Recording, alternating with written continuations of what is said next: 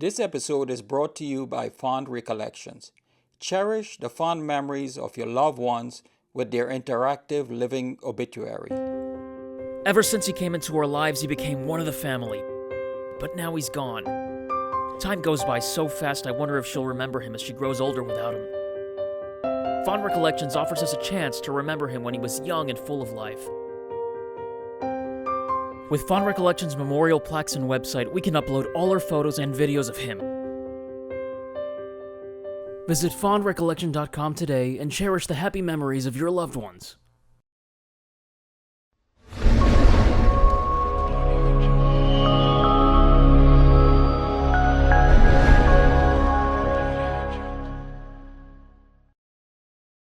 Chapter 4. With a little help from my friends. Woo, girls, that was a trip. Judy exclaimed, dropping a bunch of grocery bags on the countertop of her apartment.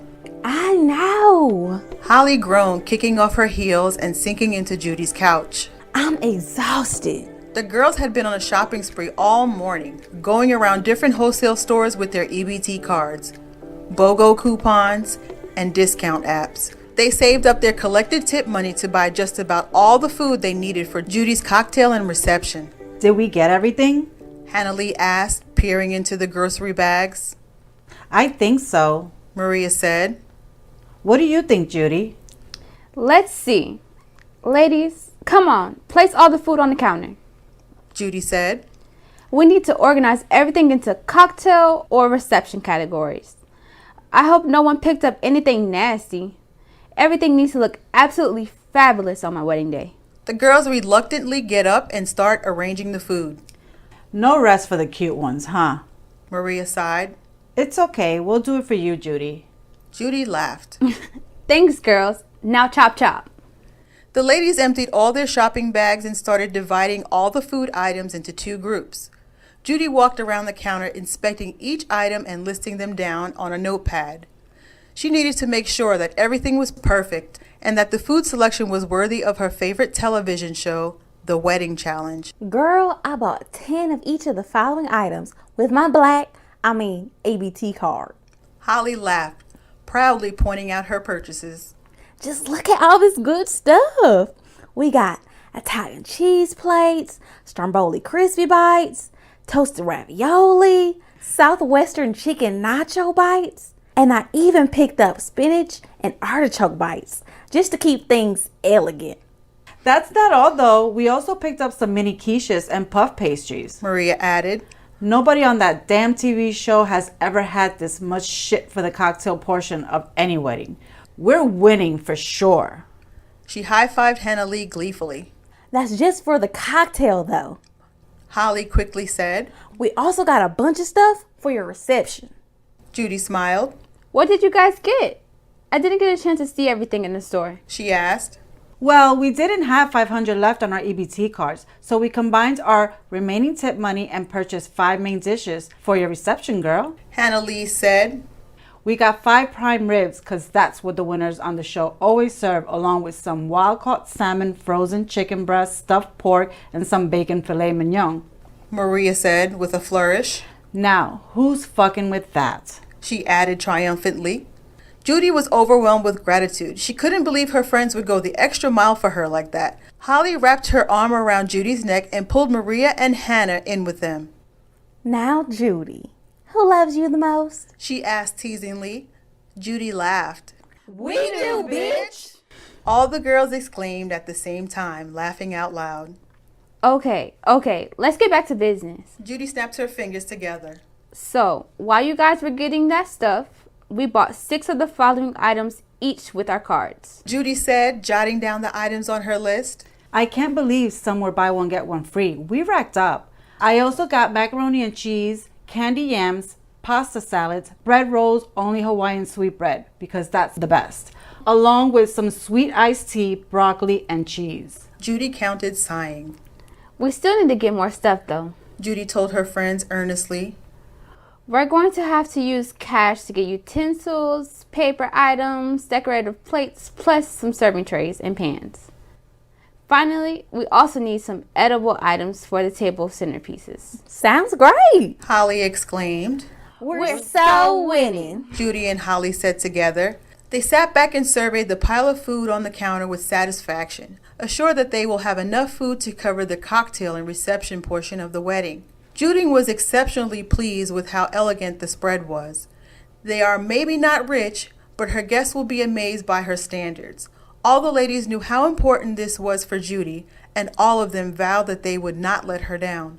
Teresa was doing some wedding preparation of her own. After discussion with her mother-in-law, she was even more adamant to have her wedding at her favorite public park.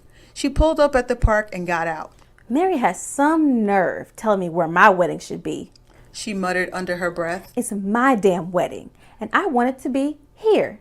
Hey, at least it was in the rich and uppity part of town. Teresa assured herself that should add some class to the event. Teresa walked down the flowery pathway of the public park in her favorite mall-purchased navy striped dress. She couldn't help but reminisce about all the great times she had spent at the park during her childhood years. Teresa and Judy used to come to this park all of the time when they were kids with their mom and stepdad.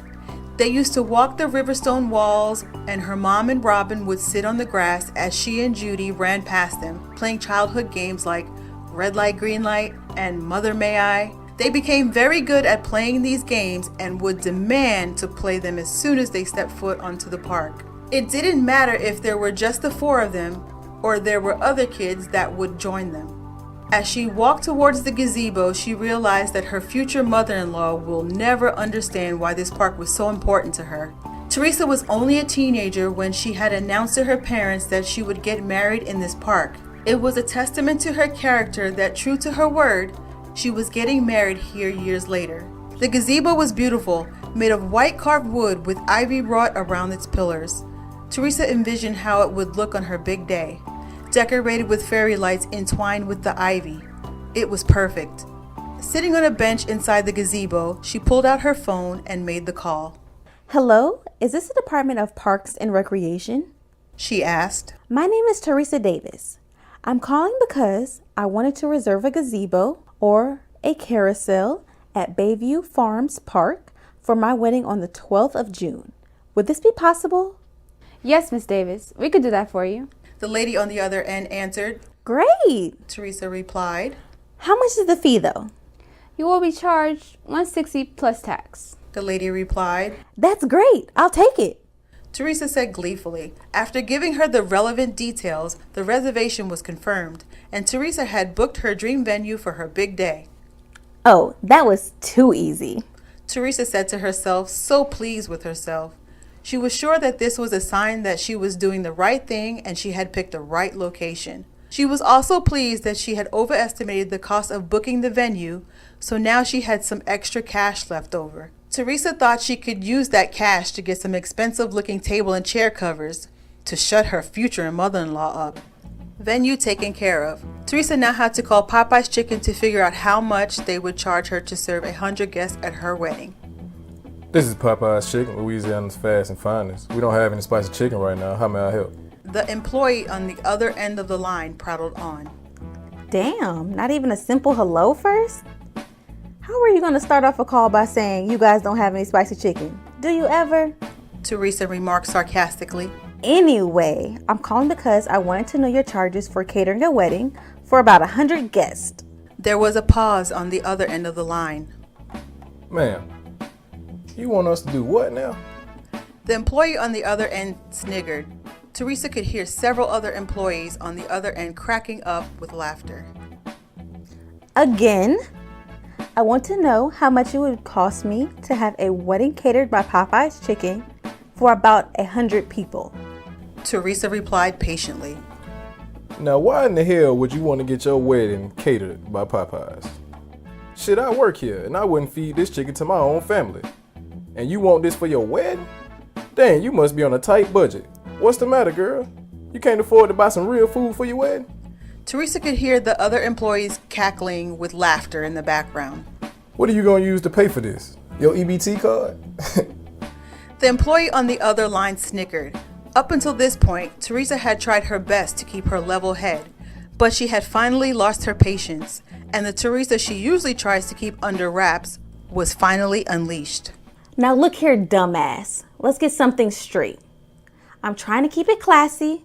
Never in my life have I owned an EBT card. Not that is any of your business. If I wanted your opinion, I would have asked for it.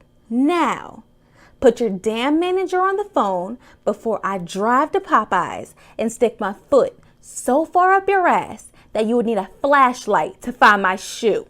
Teresa snapped at him. If Teresa thought that would scare the employee, she was wrong. He started laughing on the other end and said, Shit, with that damn attitude, I would love for you to come to Popeyes, baby. I would spend some of my little ass check to pay little Chonica to clock out just to whip your ass. The smart-ass employee remarked. But seriously, I love your ghetto ass attitude. Let me get my manager. Please hold on. Teresa was left on hold for 10 minutes before the manager finally came on. During that time, Teresa was contemplating driving over there just to give the employee a piece of her mind. This is Popeye's Chicken, Louisiana's fast and finest. We don't have any spicy chicken today. Marshall speaking, and how may I help you? Teresa was relieved that the manager sounded more professional than that stupid employee. She calmed herself down and asked again. Yes, I need a price for catering a wedding for 100 guests. Again, there was laughter on the other end. Damn, Terry, I thought you were bullshitting me. The manager cleared his throat. Ma'am, do you really want Popeye's Chicken to cater your wedding? I mean, okay, here's what we offer for 100 servings. 200-piece mixed chicken and dark meat only, or handcrafted tenders with dipping sauce. You also get 5 party sides and 8 dozen biscuits for $3.75 plus tax. Teresa was happy and relieved she was finally getting some answers. Now, you said $3.75 plus tax? Is that for everything plus all 96 biscuits? Oh, and are the biscuits honey biscuits? If they are, make those 2 orders of 100 servings. 1 with mixed chicken, mild. The other, handcrafted tenders. Teresa listed. Also, I want 10 different party sides with my order. Teresa paused and then added. Oh, by the way, I heard those smart-ass comments you made to your employee. Please don't make me fuck you and little Chonica up when I come to pick up my food. Now, thank you and see you soon, boo. Teresa laughed. She could hear the manager yelling at little Chonica as she hung up. With all the tasks she had planned completed, Teresa decided to call it a day and head home. After having dinner, she settled in on one couch with a glass of wine and FaceTime called Judy. Her sister was in the bed with a face mask on. With a silk wrap around her head, Teresa giggled at the funny sight. Hey, sis. You look like you got abducted by aliens. Judy laughed. Hey, it's my new avocado and honey face mask. It's supposed to make your skin less tired and glow more. You should try some. Is that your way of telling me I look tired, girl? Teresa asked jokingly. You look beautiful as always. Judy smiled. Now, I was just about to call you, but you called me first. Really? Teresa stretched out on the couch. What's up?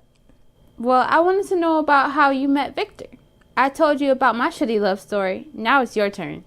Judy leaned over and picked up her cup of green tea. Spill the tea, sis. I don't care if it's hot tea or cold. Share the dirt. She joked. Okay. Teresa conceded. Trust, there was no shit in our story, but it sure was wild. I'm all ears, sis. Judy said eagerly.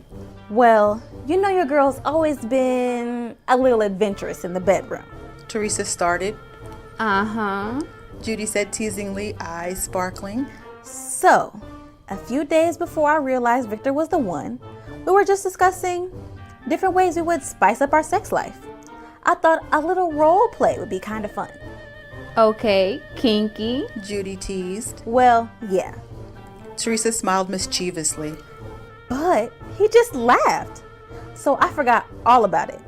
Anyway, around 3 days later, I was carrying a bunch of groceries upstairs to our apartment. I was trying to get my keys out, juggling the grocery bags in both hands when suddenly someone put a gun to the back of my head and cocked back the hammer. Girl, I almost pissed myself. No shit involved. We are sisters. Judy chortled. We're the nasty incontinent sisters. Anyway, girl, I literally saw my life flash before my eyes. I thought my past had finally caught up with me. I was like, damn, that bitch Nicole finally found out where I live. Who the hell is Nicole? Judy asked. Wait, isn't that the bitch that was dating Victor before you? Girl, yes. But that's a whole other story. So, I was standing in the doorway, bags in hand, and a gun to the back of my head. The guy holding the gun says, "Get in the apartment, bitch." Teresa laughed. Why are you laughing, stupid? What did you do? Judy gasped. I dropped my bags and got in the damn apartment. Teresa guffawed. I'm already terrified. And then he says, "I'm going to rape you, bitch," and pushes me face down on the couch. Teresa recalled. I was scared senseless. I didn't want to be raped or killed. But he said something that made me think I can control this situation. What did he say? Judy asked curiously. Well, the motherfucker had the nerve to say, "If your pussy is no good, I'm going to kill you." Bitch, I turned around and said to him, "I guess I'm going to live then because this pussy is great. Grade A cat." Judy and Teresa both burst out laughing. Girl, you said that with a gun pointed to your head? Judy asked incredulously. Yes, the hell I did. Teresa declared. I knew then and there I was going to live. So I said, let's get this shit over with before my man gets home. That's when Victor's dumb ass takes off the mask and bursts out laughing. He says, "Oh, you were just going to give up your pussy that easy to a stranger?" I was like, correction, a rapist, not a stranger. I was like, that bitch on Survivor. I had to do what I had to do to live. If that called for giving up the kitten, she was ready to purr, bitch. He thought that was the funniest shit he had ever heard. Teresa sniggered. Hell, even I had to laugh. I wanted to spice things up, but he took it to the next level. I knew then and there that I would always laugh and never be bored with Victor. Girl, that's a crazy story. Judy grinned. All this laughing is making my face mask peel, girl. I gotta go. She said, touching up her mask. You know, somehow we never end up discussing our wedding plans. Teresa noted amusedly. But fine. You go ahead and wash your face. We'll talk later. Love you. Love you, sis. Judy blew her a kiss and hung up. Teresa sighed contently and got into bed. She was excited about the new day ahead.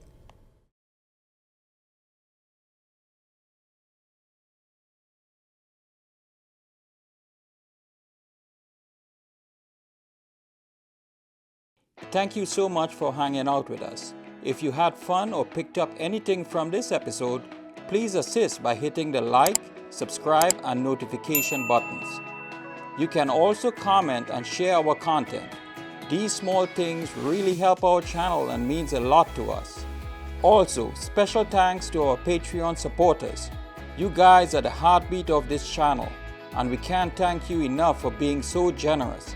If you would like to join our Patreon community, please click on the link below. You can contribute as little as $5 per month. You can get all kinds of perks. You can even buy merchandise of your favorite characters at our shop store. Click on the link provided below. That's going to do it for now. Until next time, remember you are cherished by us, so be kind and know that we consider you as family.